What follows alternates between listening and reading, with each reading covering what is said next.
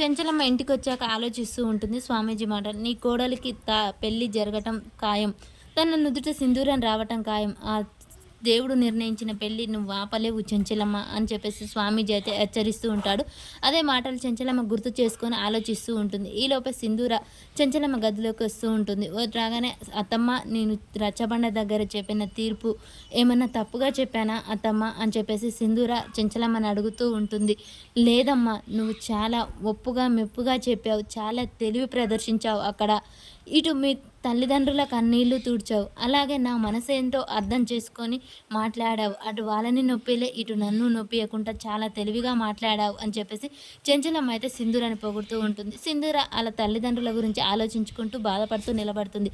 ఏంటమ్మాయి గారు, ఏంటి బాధపడుతున్నారు, ఎక్కువగా ఆలోచించకండి, తల నొప్పిలేస్తుంది అని చెప్పేసి చెప్పగానే చంటి ఒక నిమిషం ఆగు అనగానే, ఏంటమ్మాయి గారు, నువ్వు చిన్నప్పుడు ప్రేమించిన అమ్మాయికి గుర్తుగా ఏదన్నా గుర్తుందా అని చెప్పేసి అని సింధూర అడుగుతుంది. ఉందమ్మాయి గారు, నా జీవితాంతం పదిలంగా దాచుకుంటాను, ఇక్కడే ఉంటుంది నా గుండెల మీద అని చెప్పేసి తన జేబులో నుంచి తీసి ఇస్తాడు. అది చూడగానే సింధూర షాక్ అవుతుంది. ఒక్కసారిగా చిన్నప్పుడు గౌరీగా ఉన్న సింధూర తన చేతి కడియం అయితే తన గిఫ్ట్గా అక్కడ పెట్టిపోతుంది. అది చూడగానే సింధూర ఒక్కసారిగా షాక్ అవుతూ ఉంటుంది. ఇది ఇది నీ నీ దగ్గరికి అంటూ చూస్తూ ఉంటుంది.